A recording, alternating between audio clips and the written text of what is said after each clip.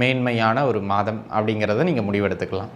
சரி, அதனை அடுத்ததாக பார்த்துக்கிட்டோம் அப்படின்னு சொன்னால் அன்பு நண்பர்களே, இந்த காலகட்டம் பொருளாதார ரீதியாக ஓரளவு நல்ல ஓட்டத்தை கொடுக்கக்கூடிய காலகட்டமாகவும் அமைகின்றது அப்படிங்கிறத நீங்கள் எடுத்துக்கிடணும். சொந்த ஊரை விட்டுட்டு வெளியூர் வேலை வாய்ப்புகள் யாரெல்லாம் முயற்சித்து கொண்டிருக்கின்றீர்களோ அவர்களுக்கு அந்த வெளியூர் வேலை வாய்ப்புகளை ஏற்படுத்தி கொடுக்கக்கூடிய ஒரு ஆகச்சிறந்த மாதமாக இது அமைகின்றது அப்படிங்கிறத நீங்கள் எடுத்துக்கங்க. ஆனால் கொஞ்சம் கவனமாக இருக்கணுங்கிறதுக்கு ஒரு லிஸ்ட் இருக்குது. என்ன இடம்? முதல் அமைப்பு குடும்பம். ஓம் நம சிவாய. தென்னாடுடைய சிவனே போற்றி, எந்நாட்டவர்க்கும் இறைவா போற்றி. எம் தொலைக்காட்சி நேயர்கள் அனைவருக்கும் ஜோதிடர் யோகி ஜெயப்பிரகாஷின் அன்பான வணக்கங்கள். அன்பு நேயர்களே, இந்த பதிவில் நாம் எதை பற்றி பார்க்க இருக்கின்றோம் என்றால், மார்ச் மாதத்திற்கான பலாபலன்கள் மகர ராசி நேயர்களுக்கு எவ்வாறு அமைகின்றது அப்படிங்கிறது தான் பார்க்க போகிறோம்.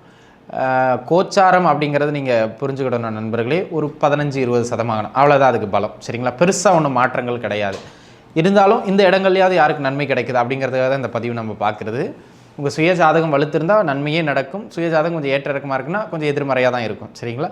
இப்போ நம்ம பார்க்க போகிற இந்த மாத பலன் பொது பலன் அடிப்படையில் வெளிப்படையாக சொல்லணும்னா ரொம்ப பெரிய ஏற்றம்னு சொல்ல முடியாது. ஒரு ஆவரேஜான மாதம், சில இடங்களில் கொஞ்சம் கவனமாக இருக்க வேண்டிய மாதம் அப்படிங்கிற மாதிரி தான் உங்களுக்கு அமைகின்றது. சரிங்களா? சரி, எங்கெல்லாம் நல்ல மாதம்?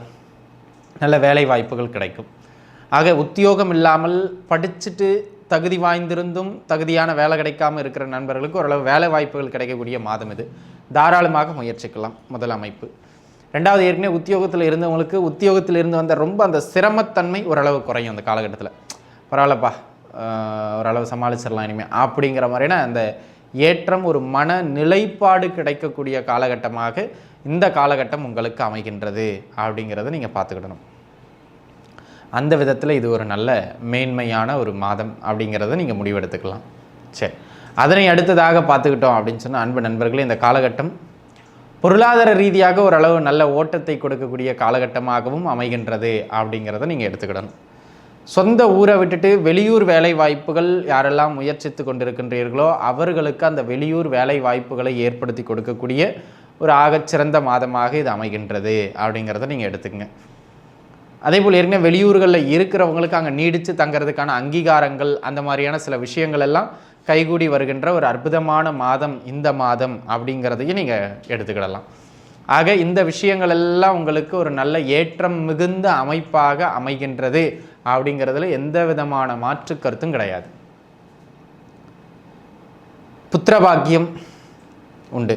கோச்சாரம் குழந்தை பாக்கியத்தையும் திருமணத்தையும் தடை செய்யாது. நான் அடிக்கடி சொல்கிறேன், கொஞ்சம் முன்ன தாமதப்படுத்தலாம், ப்ரெஷர் அதிகப்படுத்தலாம். ஆனால் கோச்சாரம் எந்த நிலையிலும் திருமணத்தையோ அல்லது புத்திரபாக்கிய அமைப்புகளையோ தடையோ தாமதமோ செய்யாது அப்படிங்கிறத நீங்கள் மனதில் வச்சுக்கிடணும். சரிங்களா?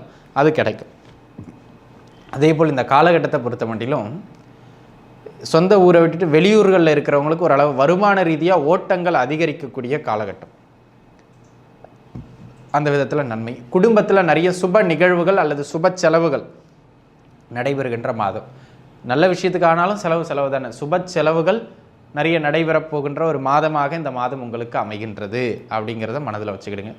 அதனை அடுத்ததாக பார்த்துக்கிட்டோம் அப்படின்னு சொன்னால் அன்பு நண்பர்களே, இந்த காலகட்டம் வேறு எங்கெல்லாம் உங்களுக்கு சிறப்புகள், திடீர் உதவிகள் கிடைப்பது, எதிர்பாராத திடீர் சில நன்மைகள் நடப்பதுங்கிற மாதிரி திடீர்னு சில நல்ல விஷயங்கள் உங்களுக்கு இந்த மாதத்தில் நடைபெறுகின்ற அமைப்பு பொருளாதார ரீதியாக இருக்கலாம், அல்லது உங்களுடைய மனதுக்கு சந்தோஷத்தை தரக்கூடிய ஏதாவது ஒரு செய்திகளாக இருக்கலாம். அந்த மாதிரி பெண்களை பொறுத்த மட்டிலும் ஆபரண சேர்க்கைக்கு இந்த மாதம் நல்ல முறையில் அமைகின்றது. அதாவது ஒரு நகை வாங்குறது, ஒரு பொருள், முக்கியமான பொருள், நீண்ட நாளாக இந்த பொருள்லாம் வாங்கணும், எந்த பொருளை யோசிச்சுட்டு இருந்தோமோ அந்த பொருள் வாங்குறது, அதற்கெல்லாம் இந்த மாதம் ஒரு சிறப்பு மிகுந்த மாதமாக அமையப்பெறுகின்றது அப்படிங்கிறத நீங்கள் மனசில் வச்சுக்கிடுங்க.